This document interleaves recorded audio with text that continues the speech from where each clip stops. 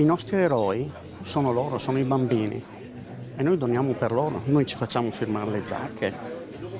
Beh, sono loro i nostri eroi per noi. Gli eroi sono i bambini curati nell'hospice pediatrico di Padova, e pensando a loro che è stata creata Ciambella, il dolce realizzato dai migliori pasticceri padovani per raccogliere fondi per realizzare la nuova struttura che ospiterà il reparto di cure palliative pediatriche.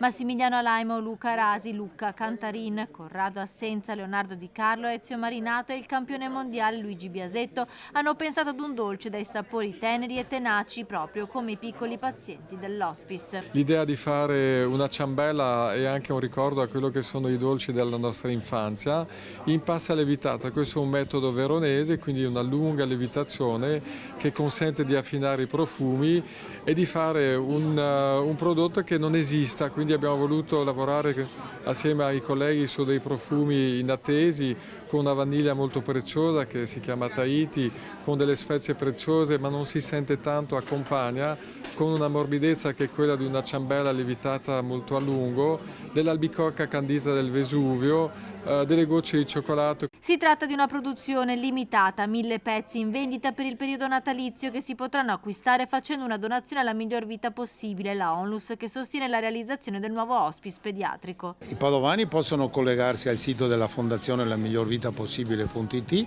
o al sito Dai Vita alla Vita e procedere con appunto il dono e a fronte della donazione per ricevere la ciambella poi riceveranno una o più ciambelle, speriamo tante.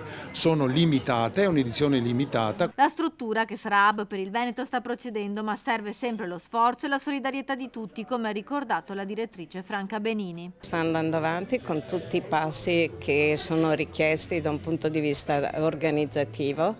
Direi che rispetto a quello che forse ci aspettavamo con il cuore, lo vorremmo subito perché ne abbiamo bisogno, ma se dobbiamo essere veramente sul pezzo stiamo rispettando tutte le tappe con una velocità che veramente ci fa onore.